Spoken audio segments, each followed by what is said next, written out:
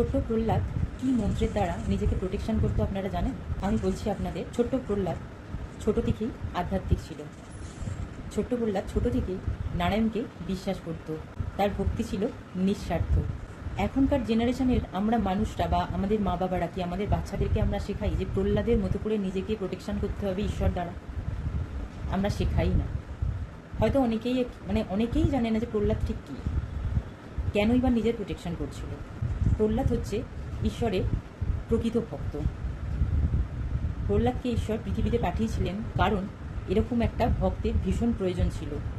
যখন হিরণ্যক্ষ বধ হলো, হিরণ্যক্ষ বধের পর হিরণ্যকশিপু, হিরণ্যক আর হিরণ্যকশিপু হচ্ছে দু ভাই ছিল। তো বিষ্ণু তাকে মেরে দিয়েছিল। মেরে দেওয়ার পরে হিরণ্যকশিপু ঠিক করলো, আমিও বিষ্ণুকে মেরে ফেলবো, আমিও এই প্রতিশোধ তুলব। সেই মুহূর্তে ব্রহ্মদেবের আরাধনা করতে শুরু করলেন হিরণ্যকশিপু। হিরণ্যকশিপু ব্রহ্মের আরাধনা করলেন এবং ব্রহ্মার থেকে বড় পেলেন। অসুরদের অমরত্ব প্রদান কখনোই ঈশ্বর করেন না, কারণ ঈশ্বর সবসময় এটা জানেন যে এরা এদের পাওয়ারের মিসইউজ করবে। বর তো ব্রহ্মদেব দিয়েছিলেন, কিন্তু শর্তে। সেই শর্তের বর নিয়েই শুরু করলেন বিষ্ণুর সাথে লড়াই। আর বিষ্ণুর জন্য প্রয়োজন ছিল সেই প্রকৃত ভক্তের, যেখান থেকে সেই প্রকৃত ভক্তকে দেখে বা পেয়ে হিরণ্যকশিপুর নিজের ছেলে হচ্ছে প্রহ্লাদ।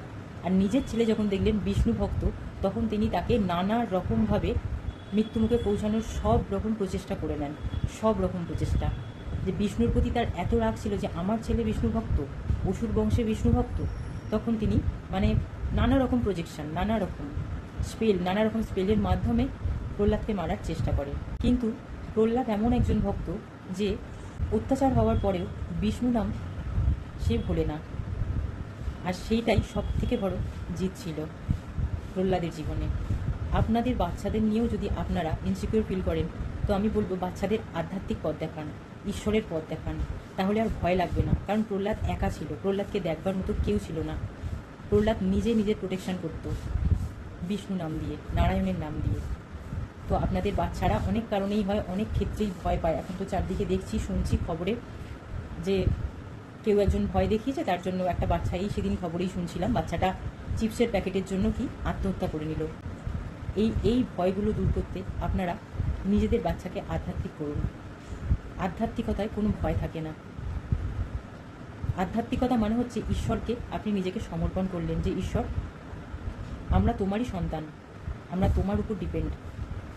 ঈশ্বরের উপর ডিপেন্ড হয়ে গেলে ঈশ্বর তাকে সাক্ষাৎ প্রোটেকশন করে প্রহ্লাদের মতো করে। তাই প্রহ্লাদের বাবাকে হিরণ্যকশিপুকে সাক্ষাৎ নারায়ণ এসেই মৃত্যুদণ্ড দিয়েছিলেন। আমি সেই কারণে আপনাদের রিকোয়েস্ট করছি, যেসব বাচ্চারা কথা বলতে শিখে গেছে সেই সব বাচ্চাদের আধ্যাত্মিক বানান, মন্ত্র জপ করা, মন্ত্র পাঠ করা শুরু করুক না। ওম নমো ভগবতে বাসুদেবায়। আর যেসব বাচ্চাদের ভয় পায় তারা বটুক ভৈরব বা ভৈরবের মন্ত্র পাঠ করতে পারে। বটুক ভৈরবের মন্ত্র আমি দুখানা বলে দিচ্ছি। ওম বম বটুক ভৈরবায় নমঃ, ওম ব্রিং বটুকায় আপাত উদ্ধারণায় কুরু কুরু বটুকায় হরিণ। এই দুটো মন্ত্র পাঠ করান, সমস্ত ভয় চলে যাবে। পেরেন্টসরা আপনারাও মেডিটেশন করুন আর আপনাদের বাচ্চাদেরকেও মেডিটেশন করানো শেখান। এখন থেকে এগুলো প্র্যাকটিস করান, একটা সুস্থ, সুন্দর, স্বাভাবিক জীবন বাঁচার জন্য। ঈশ্বর আমাদের ভিতরে আছেন, বাইরে না। তাই মেডিটেশন করলে, মেডিটেশনের মাধ্যমে আপনারা সেই ঈশ্বরকে প্রকাশ করতে পারবেন, বুঝতে পারবেন, চিনতে পারবেন যে ঈশ্বর আমাদের সমস্ত মানুষের মধ্যে আছে, সবার মধ্যে আছে। শয়তান আপনাদেরকে পিছন দিকেই ডাকবে, খারাপ পথই দেখাবে। আমাদের স্পিরিট গাইড আমাদের সঙ্গে সবসময় থাকে আর আমাদেরকে ঈশ্বরের পথই দেখাতে চান, কিন্তু আমরা সবসময় ভুল পথেই চলে যাই। ঈশ্বরের পথ বাছুন, ভালো থাকুন। সাথে সবসময় আমাদের এঞ্জেলরা আমাদেরকে প্রোটেকশন করছে। ভয়ের কোনো কারণ নেই যদি ঈশ্বরের সাথে থাকেন।